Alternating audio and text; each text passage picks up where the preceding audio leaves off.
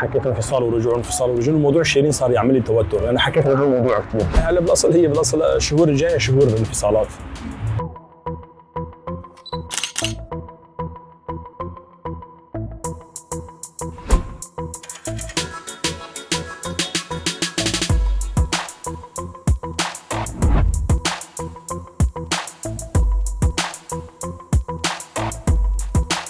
دلوقتي شيرين اعلنت وقلت ان هي هتقف عن هتعتزل الغناء، اعلنت ان في اغنيه. انا من سنه حكيت انفصال ورجوع انفصال ورجوع، الموضوع شيرين صار يعمل لي توتر، انا حكيت هذا الموضوع كثير سامحيني. تمام؟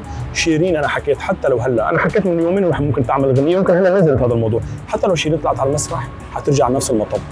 يعني هي فتره نحن متعودين على شيرين، تطلع من حالتها فتره وبترجع تفوت بنفس الوعكه الصحيه، بتمنى ان تطلع هالمره ما ترجع، بس انا بالنسبه لي ما حتكمل والله. واضح ان هي هترجع لحسن. حترجع، يعني هذا الموضوع ما حينتهي، يعني ما حتكمل فن شيرين، هي بتجي فتره وتختفي، بس اخر شيء حتوقف فن يعني خلاص.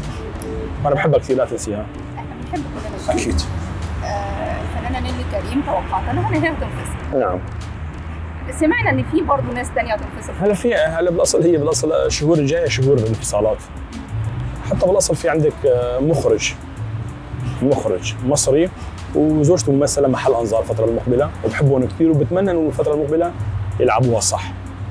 مخرج والامراه ممثله، ما حجيب اسماء مشان هيك الحريه الشخصيه. نعم اكيد الشارع المصري بيفهم بيعرف اكيد. نعم. توقعت بنجاح قلت نجاح محمد رمضان مربوط بمحمد سامي. هلا انا بالنسبه لي لما انا حكيت هيك، انا شفت افلام او شغل محمد سامي هو اللي خلى محمد رمضان يظهر. حتى لو محمد رمضان الفترة الجاية حيعمل شيء بتمنى انه ينجح بدون محمد سامي.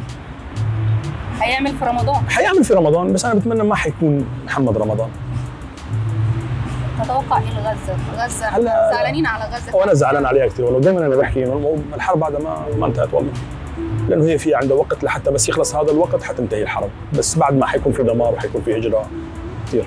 مصر بقى طمنا على مصر. هلا كل مصر هلا موضوع مصر بتعرفي كل سنه في عندها هذا المطب، بس انا بتمنى يعني وعندي انه حاسه قويه ومتوقع على كثير اشخاص انه ممكن شهر 1 2025 تكون فيها راحه اقتصاديه حلوه. ركزي معي 25 شهر 1 حصريا. السنه دي مش لطيفه. لا مش موضوع لطيفه، حتمشي السنه خلصت، لان احنا بعد شهرين ثلاثه حنخلص منها، ولكن 25 حتكون سنه خير عليها.